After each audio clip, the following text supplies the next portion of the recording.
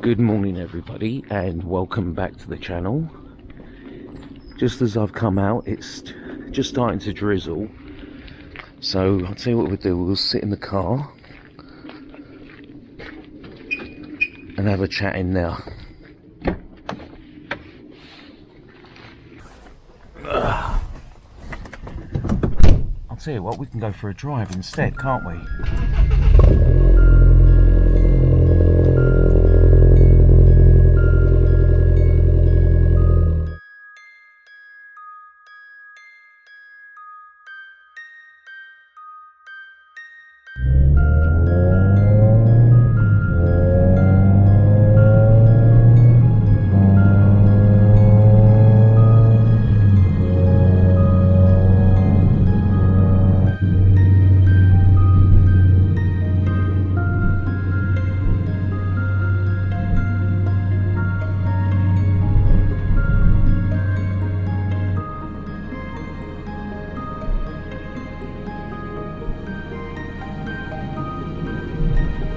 So there's no surprises or spoiler alerts in this video. You've read the title.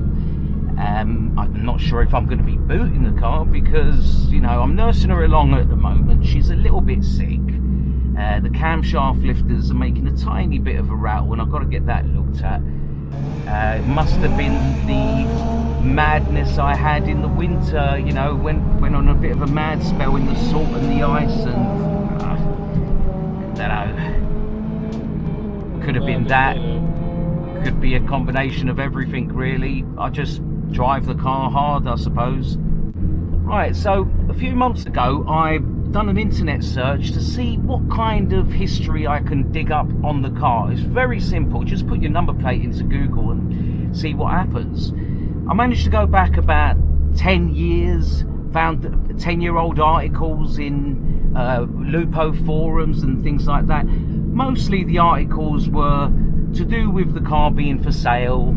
You can see on the photos that not much was done to the car. Little lowering kit, Scorpion exhaust, maybe an air filter, and this one attempt to improve the car's looks with these Porsche 928 wheels, which in my view, it doesn't work.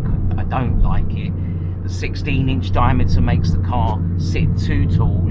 And maybe the owner thought that as well, because later on they tried painting the wheels black, which just made things worse.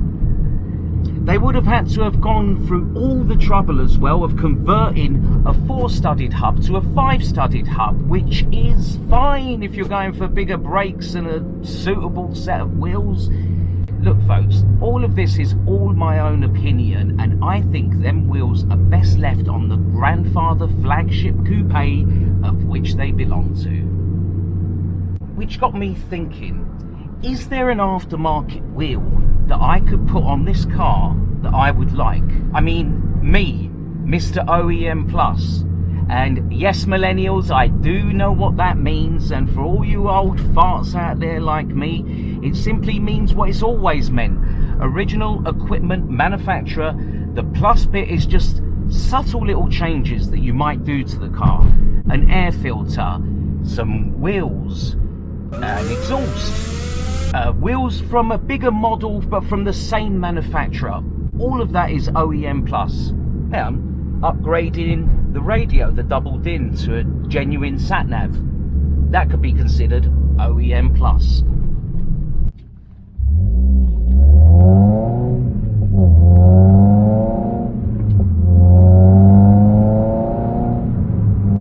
But I would have to argue that from the time when we were having to have our car photos processed, OEM Plus has always been around. If the name is new, the concept has always been there. Look, in the 1990s, this was my Alfa Romeo GT V6, notoriously known for being a poor-man's Ferrari. I put these second-hand Ferrari wheels on it, which virtually shared the same hubs and exactly the same engine as a Dino 246 GTS. Even Enzo Ferrari himself was an Alfa driver, engineer and mechanic for many years before their friendly division, with close ties even today. So yeah, still OEM Plus. Although looking at these old photos, I think I could have done with bigger tyres or maybe some spacers. What the fuck was I thinking back then? But back to the Lupos. And more recently, in 2014, on my first Lupo, I tried to mimic the look of a 6N2 Polo GTi, buying similar wheels as that. And in my view, it didn't really work. Yes, they were nice, but they were exactly the same size as the Bathurst wheels, the original wheels that come on the car, which is not exciting, is it? There's nothing really any different there, which is one of the main reasons why I kept the Bathurst wheels on this car. I love the originality, I love the look they give the car, and it's specific for this model. But I'm not going to jerk off Volkswagen too much here, because there is a design problem with these wheels. Quite simply, they're not wide enough. You see, Volkswagen Research and Development went through all the trouble to remodel a Lupo with Audi RS style extended arches and body kit, and come up with the exact same body kit that they put onto the brand new Golf R32 12 months later, by the way, only for then one of them brainiacs at R&D to go and say, right, we need to design a wheel that's just half an inch bigger than the base 1.4 and diesel model Lupos. Congratulations, Volkswagen. That's a slow clap all the way from Hertfordshire. Extend the arches, half an inch. Extend the arches. Champion, mate. You're the best. Ah, but Paul, not everybody wants bigger wheels. You know, you got to cater for everybody. Ah, but Paul, not everybody wants big wheels. They don't want the extra £3 expense on the wider tyres. Then don't buy a Lupo GTi. Buy a 1.4 16 valve Sport. They're nippy with a great power to weight ratio. Look, I'm not saying that they should put massive 10-inch wheels on the car. I'm just saying you push the boat out on the body kit and the price. Why not do a little bit more for the wheels? Ah, but Paul, you've put wheel spacers. Hasn't that solved all of these problems? Yes and no. The car, sure, it looks photogenic from certain angles and that, but from some angles it looks terrible. And go right behind the car, crouch down, and the spaced skinny wheels become self-evident. Reminds me of them thigh gap memes that you get on My Face and other social media platforms.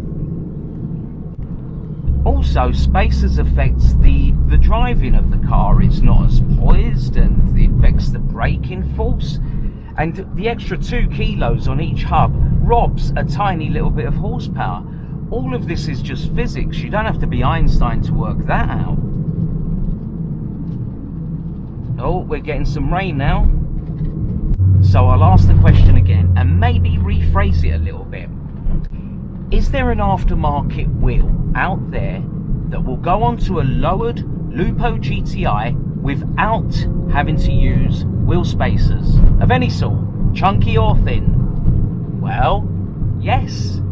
Ironically, the wheels I sold when I first got the car, although I didn't like the style of the rotor wheels, I have to admit the dimensions were perfect. 8x15 with the correct offset. The way it exploited the arches like the Bathurst wheels could never do. No thigh gaps, less wheel arch rub. Perfect. So all I have to do is find a set of wheels with exactly the same dimension as those rotor wheels that I like, and we've cracked it. The task of finding a set of wheels was easier said than done. I didn't like anything on offer in all of the UK and in Europe, searched all of Europe as well. It's horses for courses, and I don't like any of them. The wheels I did like were all the way in the United States. Trust the Americans to save the day. The USA, king of aftermarket automotive parts. Ladies and gentlemen, I introduce to you the XXR 530, and I absolutely love it.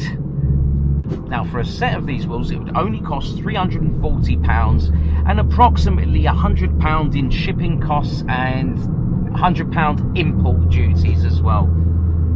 Now this XXR 530 in the 15-inch only comes in a chrome black, a kind of shiny black. Well, I don't quite like that. I've said that before. I'm from the old times. We don't like black wheels. I wanted chrome silver shadows. So scratch that total, add another £240 on top of that to go and get these wheels painted. The tyre of choice were these Toyo R888Rs, which is a semi-slick road legal tyre. The only problem with semi-slicks, if you've had them before, you'll probably know this. They come up around 10% larger than your standard road tyre. All of them, whatever make you get. And even though I bought the smallest size that Toyo had on offer, I knew this was going to be a problem. The 195 50s would come up more like 205 60s, but I was willing to take the gamble. And my gamble didn't pay off. Here you go. The world's first Lupo GTi beach buggy. They were awful. Way too big for the car. Scraping all the arches, even in a straight line. So they did come up more like 205 60s. So forget that, scratch that. Bumping and scraping all the way back to the tyre shop and put some sensible road tyres on it, which were these brand new Toyos TR1s 195 45s. And the results, well, much better than I expected.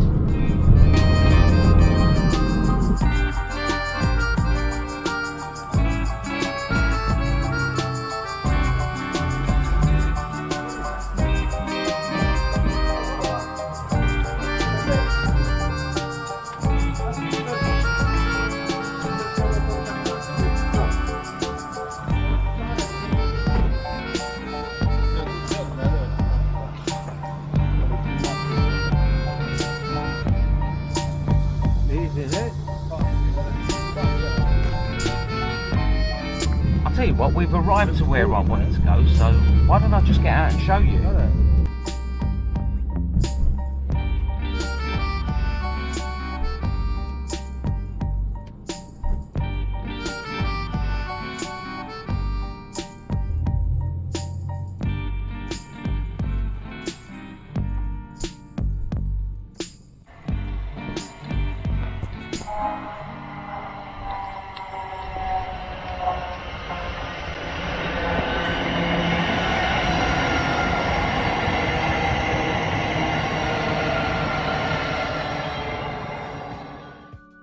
There you go. What do you think?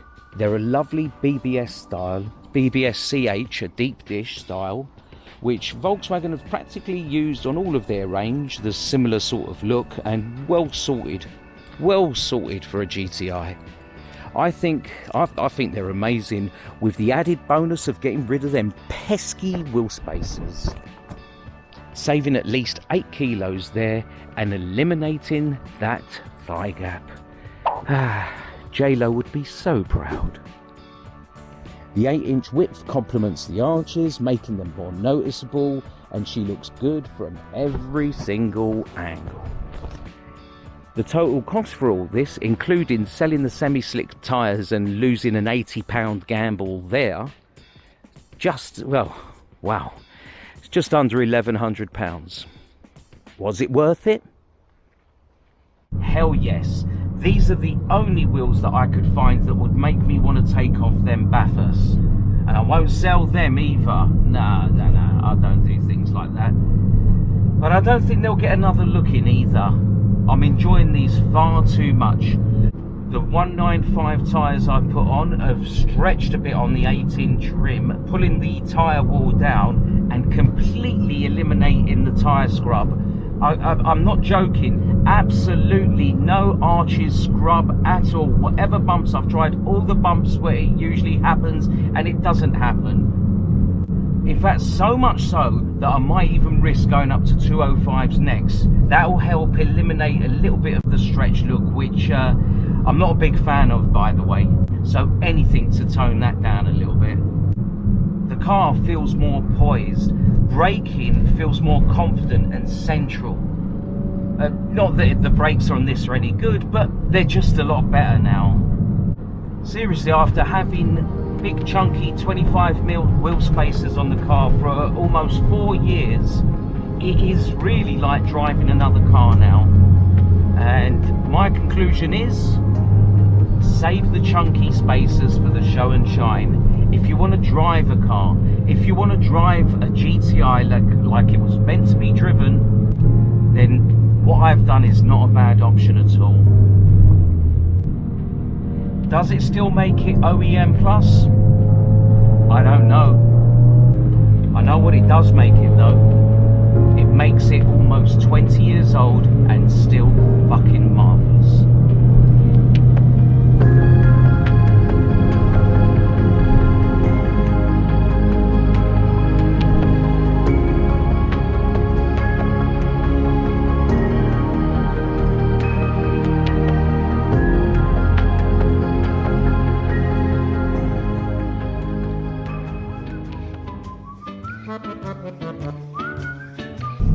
So a rabbi, a priest and an atheist go into a bar. The barman looks up and says, "Is this a fucking joke?"